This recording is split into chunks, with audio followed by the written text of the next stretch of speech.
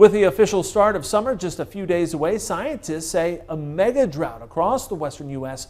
could get even worse. As Mike Valerio explains, some farmers already have had their water sources cut off, and the drought is forcing more fields to be fallowed.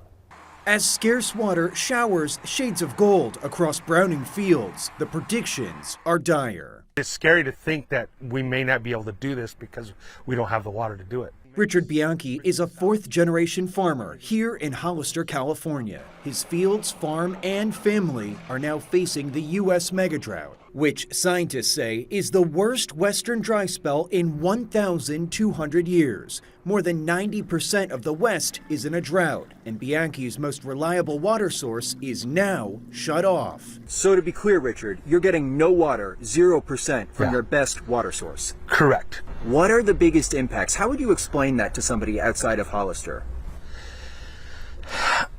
It's limiting the amount of ground that we can farm. It's limiting the amount of the intensity that we can farm. Bianchi has no choice but to pump lower quality groundwater into his fields, and he's not sure how long that'll last.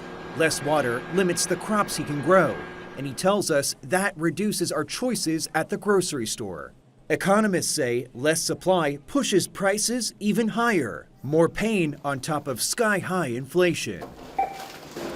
The drought leaves fields fallow, and scientists say fuels historic infernos. Climate science connects deepening droughts with dried up earth all around us to longer, more severe wildfire seasons. In fact, the fires in New Mexico started much earlier this year than in years past, and right now, it's only spring.